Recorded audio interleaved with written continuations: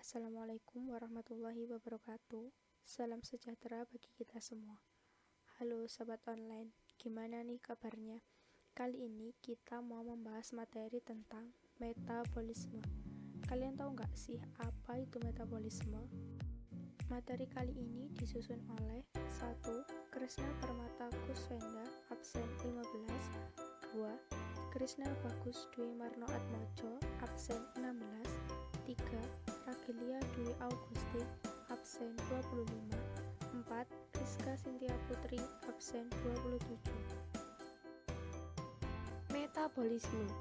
Metabolisme merupakan reaksi kimia yang dilakukan oleh makhluk hidup untuk mendapatkan energi dan membentuk senyawa yang dibutuhkan tubuh. Metabolisme berasal dari bahasa Yunani yaitu metabolismos yang artinya perubahan. Metabolisme adalah rangkaian reaksi biokimia yang terjadi di dalam sel makhluk hidup. Makanan yang masuk ke dalam tubuh diubah menjadi energi. Dengan tujuan metabolisme sendiri, yaitu untuk 1. Mengubah zat makanan menjadi energi untuk menjalankan proses seluler.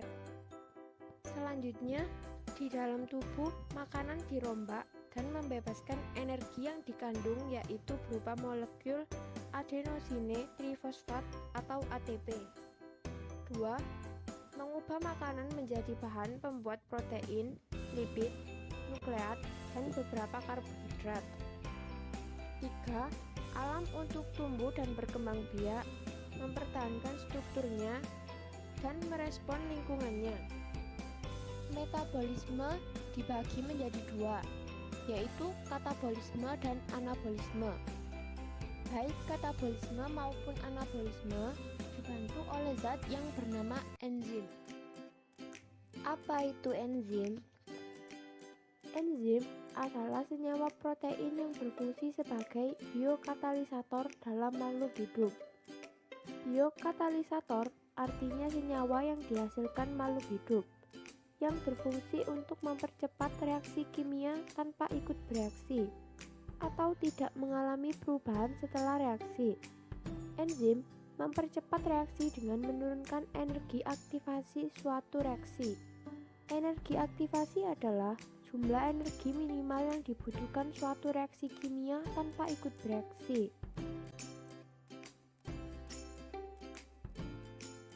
Enzim dapat mengubah suatu zat menjadi bentuk lain. Zat awal yang masih belum bereaksi disebut substrat, dan hasil reaksinya disebut produk. Jika zat amilium sebagai substrat berikatan dengan enzim amilase, maka akan menghasilkan glukosa sebagai produk. Tata nama enzim: substrat ditambah ase. Apabila amilum ditambah ase, maka akan menjadi amilase. Lemak atau lipid jika ditambah ase akan menjadi lipase. Protein jika ditambah ase maka akan menjadi protease. Dan fruktosa jika ditambah ase akan menjadi fruktase. Klasifikasi enzim. Berdasarkan tempat kerjanya, enzim dibedakan menjadi dua. 1. Enzim intraseluler yang dihasilkan dan bekerja dalam sel. Contohnya enzim katalase. 2. Enzim ekstraseluler yang dihasilkan di kelenjar tubuh dan bekerja di luar sel. Contohnya enzim amilase. Struktur enzim. Dilihat dari bentuknya, enzim mempunyai dua sisi. Yang pertama, sisi aktif, yaitu tempat substratnya terikat, dan yang kedua, sisi alosterik atau sisi non-aktif. Enzim tersusun dari dua komponen yang berbeda. Yang pertama, apoenzim atau gugus protein, tersusun dari protein dan bersifat labil terhadap suhu dan pH. Apoenzim ini komponen utama dari enzim yang akan bereaksi bersama substratnya. Yang kedua yaitu gugus protestik atau gugus non-protein. Ini tersusun dari bukan protein, dan gugus protestik dibagi menjadi kofaktor, yaitu molekul anorganik seperti Ca, Ci, Na, dan K, dan koenzim, yaitu molekul organik seperti B1, B2, NAD, dan FAD. Sebenarnya dengan apa enzim saja, enzim bisa bekerja, namun itu lama sekali. Makanya komponen enzim harus dilengkapi dengan gugus protestik. Sifat enzim yang bersifat spesifik. Satu jenis enzim ini hanya dapat merubah satu jenis substrat, yaitu seperti contohnya amilum menjadi matosa yang dinamakan amilase. Sifat enzim yang bersifat reversible. Sifat enzim ini bekerja dua arah bolak-balik. Contoh ATP ke ADP, ADP ke ATP. Dan sifat enzim termolabil. Sifat enzim ini tidak tahan panas. Sifat enzim bekerja efisien. Sifat enzim ini bekerja cepat karena dapat menurunkan energi aktivitas. Faktor yang mempengaruhi kinerja enzim. Temperatur. Optimumnya adalah plus minus 37 derajat Celcius. Jika di atas 50 derajat Celcius, enzim akan mengalami denaturasi atau kerusakan struktur. Dan jika di bawah 0 derajat Celcius, enzim akan menjadi inaktif. Faktor yang kedua adalah pH. Enzim memiliki pH optimum yang dapat bersifat asam maupun basa. Sebagian besar enzim pada manusia mempunyai pH optimum antara 6 sampai 8. Misalnya enzim tripsin yang mendegradasi protein. Ada beberapa enzim yang aktif pada kondisi asam, misalnya enzim pepsin. Faktor yang ketiga adalah konsentrasi. Penambahan konsentrasi pada enzim sama dengan peningkatan laju reaksi. Faktor yang keempat adalah aktivator. Terdapat zat kimia tertentu yang dapat meningkatkan aktivitas enzim. Misalnya, garam-garam dari logam alkali dalam kondisi encer 2% sampai 5% dapat memacu kerja enzim. Demikian pula dengan ion logam Co, Mg, Ni, Mn, dan Cl. Faktor yang terakhir adalah inhibitor. Beberapa zat kimia dapat menghambat aktivitas enzim. Misalnya garam-garam yang mengandung merkuri atau Hg dan sianida. Dengan adanya zat penghambat ini, enzim tidak dapat berikatan dengan substrat sehingga tidak dapat menghasilkan suatu produk. Ada dua jenis inhibitor. Yang pertama, inhibitor irreversible yang berkaitan dengan sisi aktif enzim dengan kuat dan tidak bisa lepas sehingga merusak enzim. Dan yang kedua, inhibitor reversible yang akan berkaitan dengan sisi enzim tapi dapat lepas sehingga enzim masih bisa bekerja setelah inhibitor lepas. Inhibitor reversible. Inhibitor ini dibagi menjadi dua. Yang pertama yaitu kompetitif. Inhibitor ini akan bersaing dengan substrat agar bisa berikatan dengan sisi aktif enzim. Inhibitor ini bisa lepas kalau substratnya diperbanyak. Yang kedua yaitu non-kompetitif. Inhibitor ini lebih main taktik. Dia tidak mau berebut dengan substrat dan lebih memilih berikatan di sisi allosterik enzim. Inhibitor ini akan membuat sisi aktif enzim tidak mau berikatan dengan substrat. Cara kerja enzim dibagi menjadi dua kelompok, yaitu teori lock and key dan teori induced fit. Teori lock and key adalah sisi aktif enzim punya bentuk yang sesuai dengan satu jenis substrat, seperti gembok dan kunci. Sedangkan teori induced fit, sisi aktif enzim bersifat fleksibel dan bisa menyesuaikan dengan substrat. Cara kerja enzim.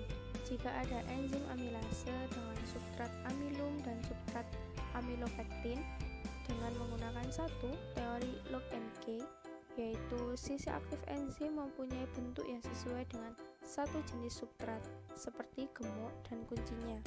Sedangkan pada teori induced fit, yaitu sisi aktif enzim bersifat fleksibel dan bisa menyesuaikan dengan bentuk substratnya. Metabolisme dibagi menjadi dua jenis, yaitu katabolisme dan anabolisme. Tujuan katabolisme adalah memecah senyawa, sedangkan anabolisme menyusun senyawa. Dan ciri katabolisme adalah eksergonik atau melepaskan energi, dan anabolisme energonik atau memerlukan energi. Sedangkan contoh dari katabolisme adalah respirasi, dan anabolisme adalah fotosintesis. Metabolisme jenis yang pertama adalah katabolisme. Apa itu katabolisme? Katabolisme merupakan reaksi penguraian senyawa kompleks menjadi senyawa yang lebih sederhana, berguna untuk menghasilkan atau melepaskan energi berupa ATP yang tersimpan pada molekul dan biasa digunakan organisme untuk beraktivitas. Energi yang dilepaskan oleh reaksi katabolisme ini disimpan dalam bentuk fosfat, terutama dalam bentuk ATP, dan berenergi elektron tinggi NADH2 serta FADH2. Contoh proses katabolisme adalah respirasi. Respirasi ini dibagi menjadi dua, yaitu aerob dan anaerob. Respirasi yang pertama yaitu respirasi aerob, merupakan proses pembentukan energi yang membutuhkan oksigen. Respirasi bertujuan menghasilkan energi dari sumber nutrisi yang dimiliki. Respirasi termasuk ke dalam kelompok katabolisme karena di dalamnya terjadi penguraian senyawa kompleks menjadi senyawa yang lebih sederhana, diikuti dengan pelepasan energi. Tahapan respirasi aerob ini yang pertama yaitu glikolisis, yang kedua dekarboksilasi oksidatif, yang ketiga siklus Krebs, yang keempat transport elektron. Glikolisis ini terjadi pada sitoplasma, sedangkan dekarboksilasi oksidatif, siklus Krebs, dan transport elektron terjadi pada mitokondria. Tahapan respirasi aerob yang pertama yaitu glikolisis. Glikolisis terdiri dari dua kata, gliko dan lisis. Gliko dari kata glukosa yang artinya molekul gula, lisis artinya pemecahan, yang berarti glikolisis itu pemecahan molekul glukosa atau gula. Glikolisis ini terjadi di sitoplasma. Prosesnya yaitu glukosa diubah menjadi 2-NADH plus 2 asam pirufat plus 2 ATP. Pada glikolisis sendiri ada 10 tahapan yang harus dilalui. Ada substrat yang akan berubah-ubah dan ada 10 enzim yang akan berperan. Pada tahap pertama yaitu fosforilasi glukosa atau penambahan gugus fosfat pada glukosa. Reaksi ini dibantu oleh enzim heksokinase yang memisahkan satu kelompok fosfat dari ATP dan menambahkannya ke glukosa, mengubah menjadi glukosa 6-fosfat. Glikolisis ini memerlukan satu molekul ATP dan diubah menjadi ADP karena pemisahan satu kelompok fosfat. Pada tahap kedua yaitu pembuatan fruktosa 6-fosfat. Pada proses ini dibantu oleh enzim fosfoglucosaisomerase. Tahap ini mengubah produk dari tahap sebelumnya yaitu glukosa 6-fosfat yang diubah menjadi fruktosa 6-fosfat. Fruktosa 6-fosfat ini sebenarnya merupakan isomer, yaitu molekul yang berbeda dengan rumus molekul yang sama tetapi susunan atomnya berbeda. Pada tahap ketiga, proses fruktosa isomer 6-fosfat diubah menjadi fruktosa 1,6 difosfat dengan penambahan kelompok fosfat. Proses ini dibantu oleh enzim fosfofruktokinase yang memanfaatkan satu molekul ATP.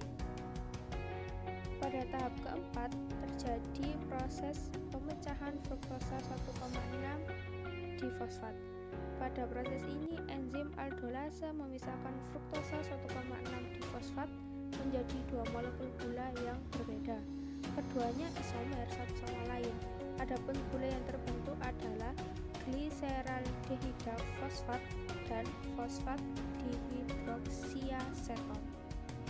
Pada tahap kelima yaitu interkonversi dua glukosa, yaitu fosfat dihidroksiaseton adalah molekul hidup pendek, dibuat secara cepat kemudian diubah menjadi fosfat gliseraldehida oleh enzim fosfatriose.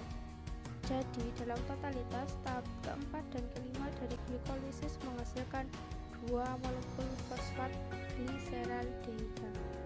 Pada tahap keenam yaitu melibatkan dua reaksi penting. Pertama adalah pembentukan NADH dan NAD+ dengan menggunakan enzim fosfat dehidrogenase triose, dan kedua adalah penciptaan 1,3 asam bifosfoglycerat dari dua molekul fosfat gliseraldehida yang dihasilkan pada tahap sebelumnya.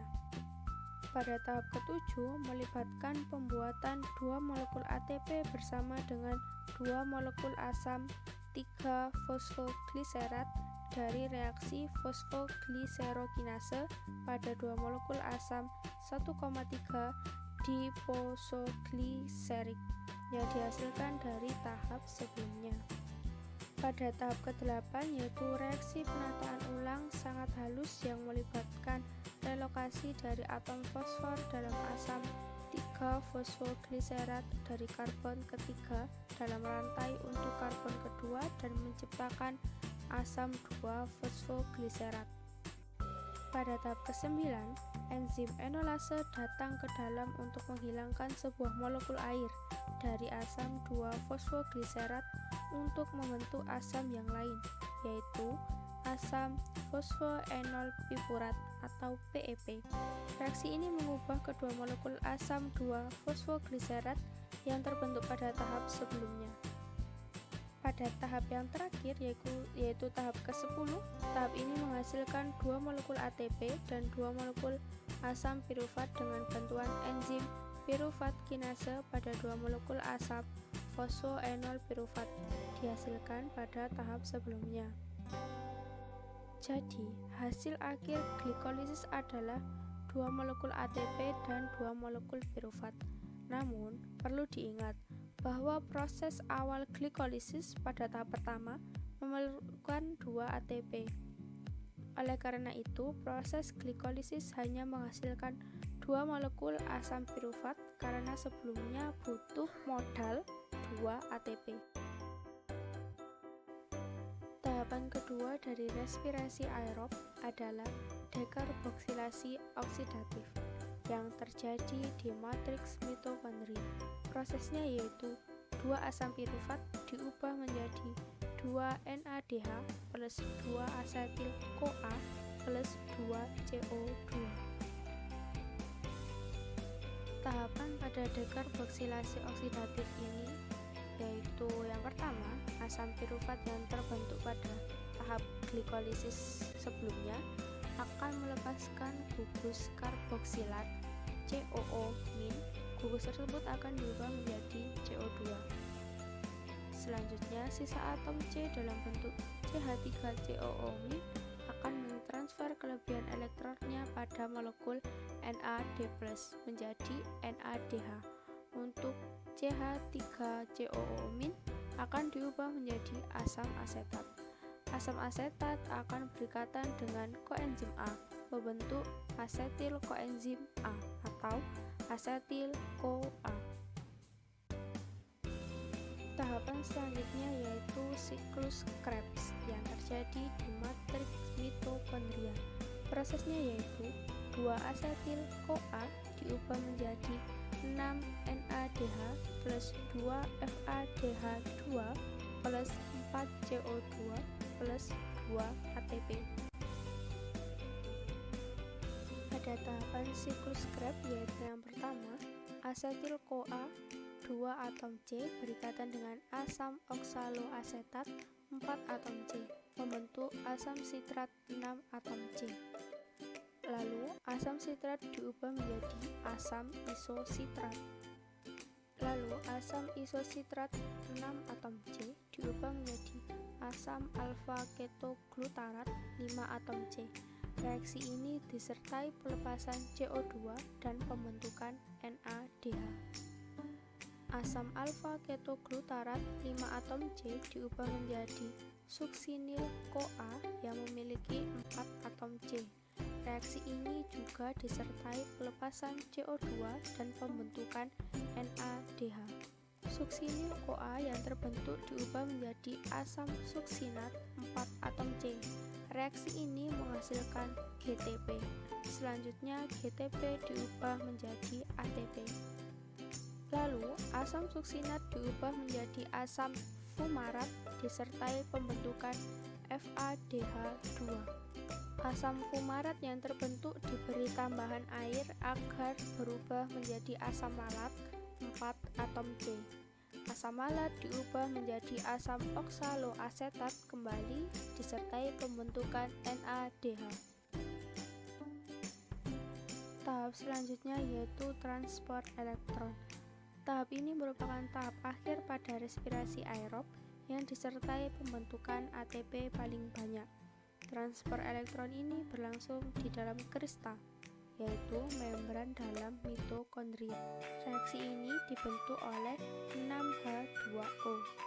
Pada tahap ini, NADH dan FADH2 yang dihasilkan pada tahap sebelumnya dioksidasi.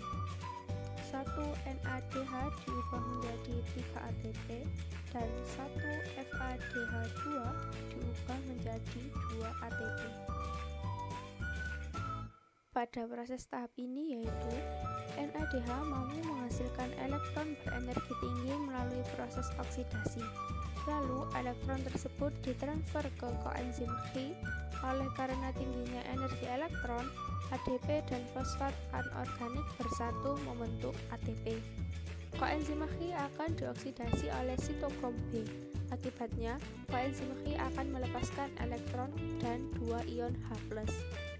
Sitokrom B akan dioksidasi oleh sitokrom C sehingga menghasilkan energi cukup tinggi. Akibatnya, ADP dan fosfat anorganik akan bersatu membentuk ATP. Selanjutnya, sitokrom C akan mereduksi sitokrom A. Sitokrom A akan mengoksidasi sitokrom A3. Reaksi ini juga memicu bersatunya ADP dan fosfat anorganik membentuk ATP. Sitokrom A3 dioksidasi oleh sebuah atom oksigen. Hasil akhir dari reaksi ini adalah terbentuknya molekul H2O. Karena jumlah NADH dari proses glikolisis, dekarboksilasi oksidatif, dan siklus Krebs total ada 10, maka 10 kali 3 ATP sama dengan 30 ATP. Karena jumlah FADH2 dari proses glikolisis, dekarboksilasi oksidatif, dan siklus Krebs totalnya ada 2, maka 2 kali 2 ATP sama dengan 4 ATP. Total ada 34 ATP hasil dari oksidasi NADH dan FADH2. Total ATP yang dihasilkan dari respirasi aerob adalah 38 ATP. Akan tetapi, jumlah yang diterima oleh sel adalah 36 ATP. 2 ATP hilang saat proses respirasi aerob. Reaksi respirasi aerob yaitu C6H12O6 plus 6O2 diubah menjadi 6CO2 plus 6H2O plus energi. 6CO2 didapat dari dekarboksilasi oksidatif sebanyak 3 dan siklus Krebs sebanyak 4. Sedangkan 6H2O didapat dari transport elektron. Dan energi didapatkan dari glikolisis sebanyak 2, siklus Krebs sebanyak 2, dan transport elektron sebanyak 34, sehingga dihasilkan energi ATP sebanyak 38. Ini jenis respirasi yang selanjutnya yaitu respirasi anaerob. Respirasi anaerob adalah reaksi pembentukan energi yang dilakukan tanpa oksigen. Respirasi anaerob ini merupakan reaksi yang tidak menggunakan oksigen sebagai penerima akhir pada saat pembentukan ATP. Reaksi anaerob juga menggunakan glukosa sebagai substrat. Nama lain dari respirasi anaerob ini yaitu fermentasi. Berdasarkan produknya, fermentasi terbagi menjadi 1. Fermentasi alkohol. Fermentasi ini dilakukan oleh bakteri anaerob dan fungi bersel satu atau bisa disebut dengan ragi seperti Saccharomyces berperan dalam pembentukan tapai dan minuman anggur. Asam pirufat diubah menjadi etanol melalui dua langkah. Yang pertama, pembebasan CO2 dari asam pirufat dan diubah menjadi asetaldehida. Yang kedua, reaksi reduksi asetaldehida oleh NADH menjadi etanol. Mekanisme fermentasi alkohol yaitu sebagai berikut. 1. Glukosa 6C atau 6 karbon diubah menjadi asam pirufat 3C melalui reaksi glikolisis dan terbentuk 2 ATP. Selanjutnya, asam pirufat 3C melepaskan CO2 menjadi asetaldehid 2C. Selanjutnya, asetaldehid direduksi menjadi NADH membentuk etanol NAD+. Selanjutnya, NAD+ masuk kembali ke reaksi glikolisis. Asetaldehid menjadi akseptor elektron. 2. Fermentasi asam laktat. Fermentasi ini dilakukan oleh sel otot manusia juga hewan, juga oleh bakteri seperti Streptococcus sp berperan dalam produk fermentasi susu, misalnya yogurt. Fermentasi asam laktat dimulai dengan glikolisis yang menghasilkan asam pirufat, kemudian berlanjut dengan perubahan asam pirufat menjadi asam laktat. Mekanisme fermentasi asam laktat yaitu yang pertama, glukosa 6C diubah menjadi asam pirufat 3C melalui reaksi glikolisis dan terbentuk 2 ATP. Selanjutnya, asam pirufat 3C langsung direduksi oleh NADH membentuk asam laktat dan NADH+. NAD+ masuk kembali ke reaksi glikolisis, asam pirufat menjadi akseptor elektron, dan hasilnya yaitu 2 asam laktat dan 2 ATP. Perbedaan fermentasi alkohol dan fermentasi asam laktat. Fermentasi alkohol terjadi pada sel jamur untuk pembuatan tapai dan minuman anggur.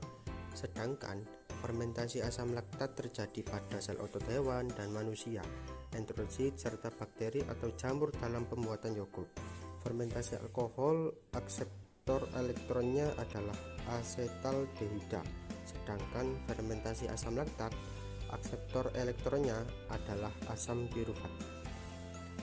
Dan yang terakhir, fermentasi alkohol dari hasil akhir adalah etanol, sedangkan fermentasi asam laktat hasil akhirnya adalah Faktor perbedaan respirasi aerob dan respirasi anaerob.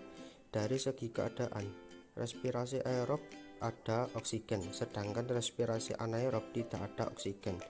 Dan dari segi sel yang melakukan, respirasi aerob sebagian besar sel organisme, sedangkan respirasi anaerob yaitu sel bakteri, ragi, eritrosit, dan sel utuh. Jumlah energi yang dihasilkan oleh respirasi aerob adalah tinggi, yaitu 38 molekul ATP, sedangkan respirasi anaerob rendah, yaitu 2 ATP. Produk dari respirasi aerob adalah CO2 atau karbon dioksida, air, dan ATP. Dan respirasi anaerob yaitu asam laktat dan ATP, etanol atau ATP, dan faktor perbedaan respirasi aerob dan respirasi anaerob. Dari tempat reaksi, respirasi aerob sitoplasma dan mitokondria, sedangkan respirasi anaerob adalah sitoplasma. Dan dari tahapan reaksi, respirasi aerob, glikolisis, dekarbonasi, oksidatif, siklus Krebs, dan transfer elektron, sedangkan respirasi anaerob, glikolisis dan transfer elektron saja. Sedangkan akseptor elektron dari respirasi aerob adalah oksigen, dan respirasi anaerob adalah asam pirufat dan aset. Selain dengan respirasi, ATP juga bisa dibentuk dari katabolisme lemak dan protein. Protein akan dipecah menjadi asam amino. Asam amino kemudian mengalami deaminasi, yaitu pelepasan nitrogen dan masuk ke tahap glikolisis atau siklus Krebs. Selanjutnya, lemak akan dipecah menjadi gliserol dan asam lemak. Gliserol kemudian diubah menjadi PGAL dan masuk ke dalam reaksi glikolisis. Asam lemak diubah menjadi asetil-CoA dan masuk ke siklus Krebs. Anabolisme. Apa itu anabolisme? Anabolisme merupakan serangkaian proses kimia yang merubah senyawa sederhana menjadi senyawa kompleks. Reaksi anabolisme membutuhkan energi. Contoh proses anabolisme adalah: pertama, fotosintesis, kedua, kemosintesis. Contoh dari proses anabolisme yang pertama yaitu fotosintesis. Fotosintesis adalah reaksi penyusunan senyawa menggunakan energi cahaya.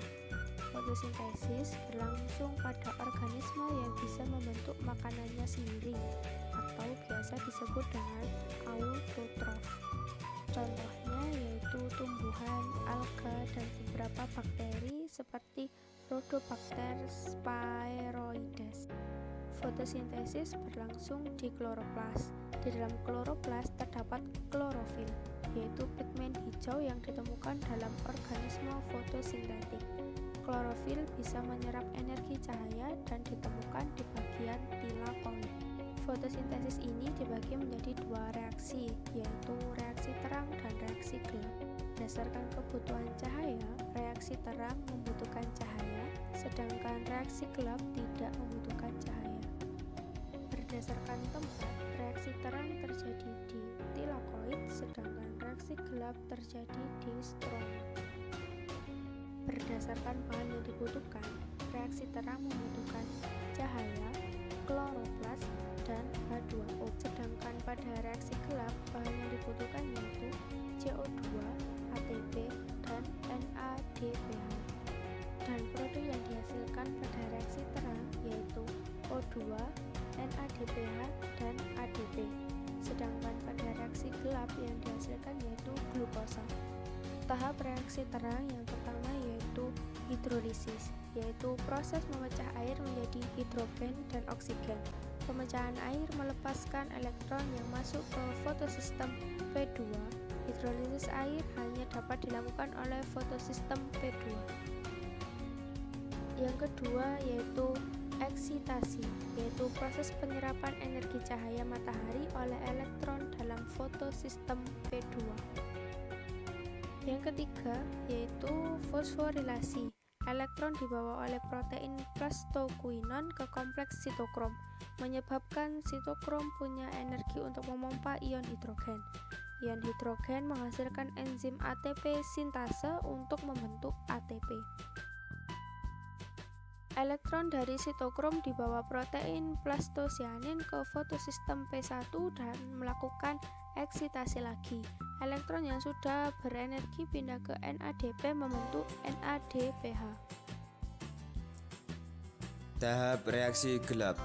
Poin pertama, fiksasi karbon, yaitu pengikatan CO2 dengan ribulosa bifosfat menggunakan enzim Rubis CO.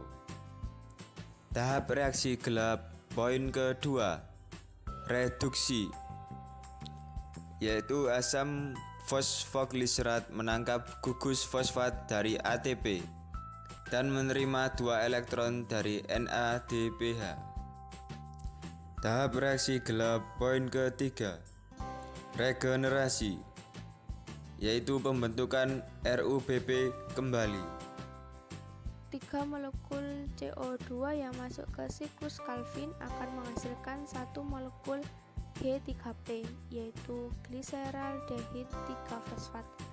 G3P merupakan senyawa gula sederhana berkarbon 3 yang bisa membentuk glukosa, selulosa, dan pati.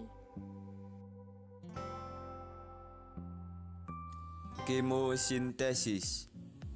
Poin pertama, merupakan proses pembentukan karbohidrat menggunakan energi kimia.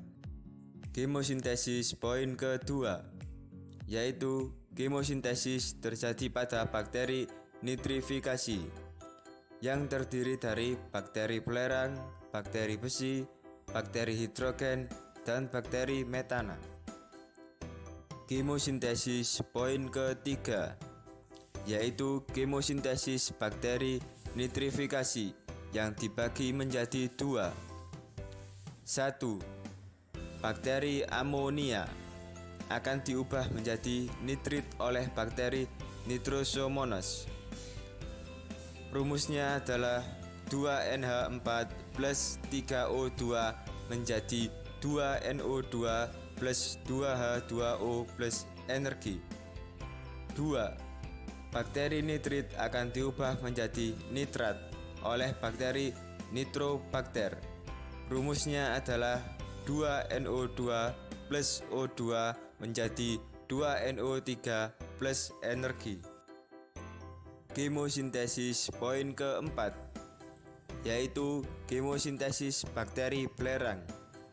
Rumusnya adalah 2H2S plus O2 menjadi 2S plus 2H2O plus energi.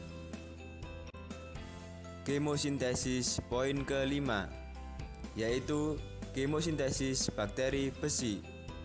Rumusnya adalah 4Fe dalam kurung OH2 tutup kurung 2 plus O2 menjadi 4H2O plus 2Fe2O3 plus energi. Kemosintesis poin ke-6, yaitu kemosintesis bakteri hidrogen. Rumusnya adalah 2H2 plus O2 menjadi 2H2O plus energi. Kemosintesis poin ke-7, yaitu kemosintesis bakteri metana. Rumusnya adalah CH4 plus 2O2 menjadi CO2 plus 2H2O plus energi. Nah, sekian materi tentang metabolisme. Kami harap apa yang kami sampaikan bermanfaat bagi kita semua. Kami akhiri. Wassalamualaikum warahmatullahi wabarakatuh. Terima kasih. Bye-bye.